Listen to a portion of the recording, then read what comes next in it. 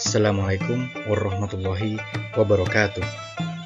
Perkenalkan, saya Syahda Bella Mutakin, CPNS Guru Bahasa Inggris SMP 4 Antar.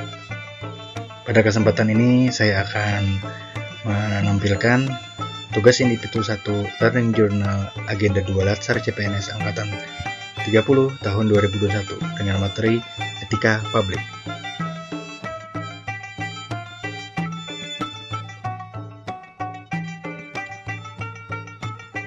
Baiklah, kita akan membahas garis besar etika publik, yaitu 1. Kode etik dan perilaku pejabat publik, 2. Bentuk-bentuk kode etik dan implikasinya, dan 3. Aktualisasi etika ASN. Pengertian etika. Etika adalah karakter atau etos individu atau kelompok berdasarkan nilai-nilai dan norma-norma luhur, oleh Aziumardi Azra. Kemudian etika adalah tujuan hidup yang baik bersama dan untuk orang lain di dalam institusi yang adil.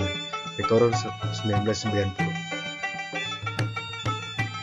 Etika publik adalah refleksi tentang standar atau norma yang menentukan baik atau buruk, benar atau salah, perilaku, tindakan, dan keputusan untuk mengarahkan kebijakan publik dalam rangka menjalankan tanggung jawab pelayanan publik.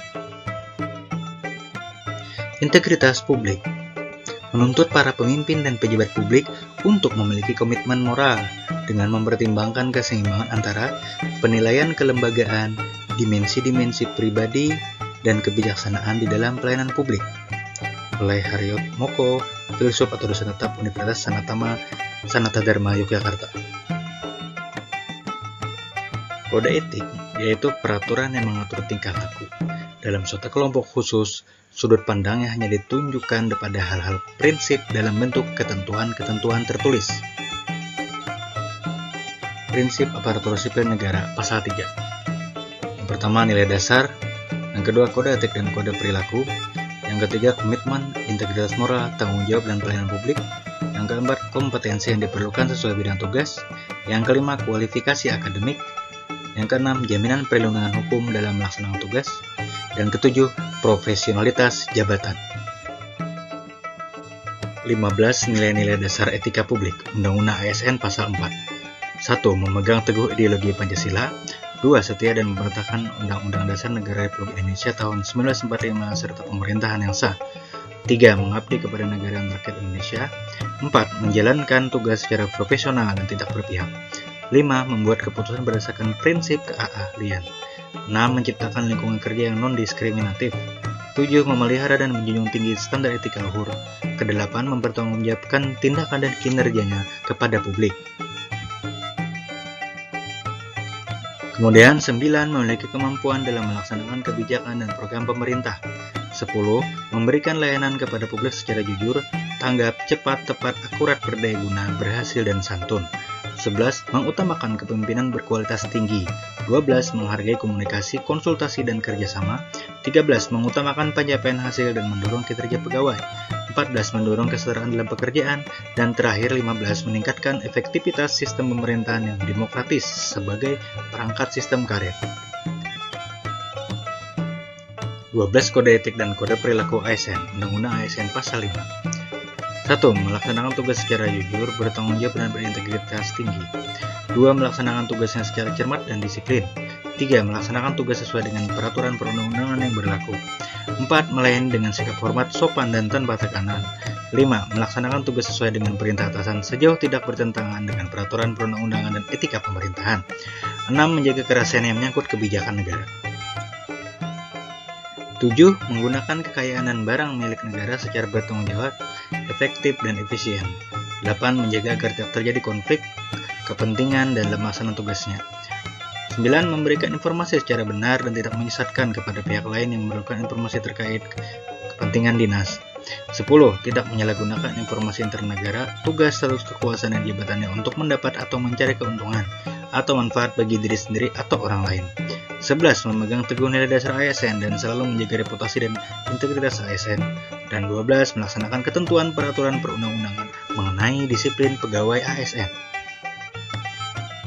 Definisi dan lingkup etika publik, yaitu pelayanan publik yang berkualitas dan relevan, Sisi dimensi reflektif sebagai penimbang dan alat evaluasi.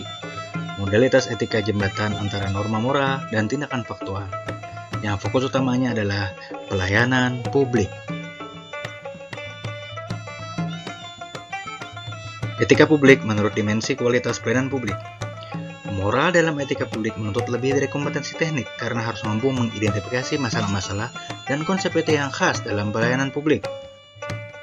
Unsur modalitas dalam etika publik yakni akuntabilitas, transparansi, dan netralitas.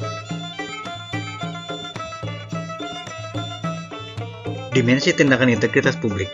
Integritas publik juga dimaksudkan dari pejabat publik yang sesuai nilai, standar, aturan moral yang diterima masyarakat. Integritas publik juga merupakan niat baik seorang pejabat publik yang didukung oleh institusi sosial seperti hukum, aturan, kebiasaan, dan sistem pengawas. Tuntutan etika publik dan kompetensi. Tanpa kompetensi etika, pejabat cenderung menjadi tidak peka, tidak peduli, dan diskriminatif, terutama pada masyarakat kalangan bawah. Etika publik merupakan refleksi kritis yang mengarahkan bagaimana nilai-nilai kejujuran, solidaritas, keadilan, kesetaraan, dan lain-lain dipraktikkan dalam berwujud keprihatinan dan kepedulian terhadap kesejahteraan masyarakat atau kebaikan orang lain. 8 area perubahan reformasi birokrasi. Yang pertama adalah manajemen perubahan. Kedua, penataan peraturan perundang-undangan. Ketiga, penataan dan penguatan organisasi. 4, penataan tata laksana. 5, penataan sistem manajemen SDM. 6, penguatan akuntabilitas. 7, penguatan pengawasan. Dan 8, peningkatan pelayanan publik. Bentuk-bentuk kode etik dan implikasinya. Pentingnya etika dalam urusan publik, yaitu kewaspadaan profesional, yaitu mentaati kaidah-kaidah teknis dan peraturan-peraturan yang terkait dengan kedudukannya sebagai seorang pembuat keputusan. Kewaspadaan spiritual, penerapan nilai-nilai kearifan, kejujuran, keuletan, sikap sederhana dan hemat, tanggung jawab, serta akhlak dan perilaku yang baik. Dengan rumusan kode etik yang baik dan diikuti sebagai pedoman bertindak dan berperilaku, para pejabat akan melihat kedudukan mereka sebagai alat dan bukan sebagai tujuan. Kemudian, penggunaan kekuasaan atau legitimasi kebijakan. Legitimasi adalah kewenangan atau keabsahan. Yang pertama ada legitimasi kekuasaan. Masyarakat tunduk pada kekuasaan raja-raja karena mereka percaya bahwa raja adalah satu-satunya manusia yang memegang amanat Tuhan serta memiliki kekuatan kodrat yang besar. Legitimasi sosiologis. Proses interaksi di dalam masyarakat yang memungkinkan sebagian besar kelompok sosial setuju bahwa seseorang patut memimpin mereka dalam periode pemerintahan tertentu. Kemudian legitimasi etis atau norma etika menjadi penopang dari berbagai ideologi dan aturan-aturan hukum yang terdapat di dalam masyarakat. Kekuasaan yang memiliki legitimasi paling kuat adalah yang memenuhi landasan legitimasi etis. Mengapa legitimasi etis penting? Karena landasan etis memiliki basis yang sangat kuat bagi perilaku manusia. Legitimasi etis berada di belakang setiap tatanan normatif dalam perilaku manusia. Karena etika tidak mendasarkan diri pada pandangan-pandangan moral de facto yang berlaku dalam masyarakat saja, legitimasi etis tidak akan pernah dibatasi oleh ruang dan waktu. Setiap pegawai pemerintah harus menghindari adanya konflik kepentingan atau conflict of interest dalam pelaksanaan tugasnya. Konflik kepentingan akan mengakibatkan penyalahgunaan kekuasaan, pengerahan sumber daya publik yang kurang optimal, dan peningkatan kesejahteraan rakyat yang terabaikan.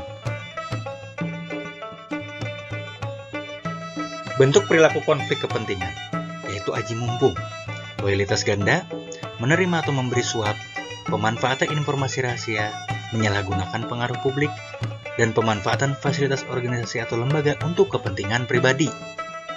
Sumber-sumber kode etik ASN, yaitu yang pertama Peraturan Pemerintah Nomor 11 Tahun 1959 tentang Sumpah Jabatan Pegawai Negeri Sipil dan Anggota Angkatan Perang.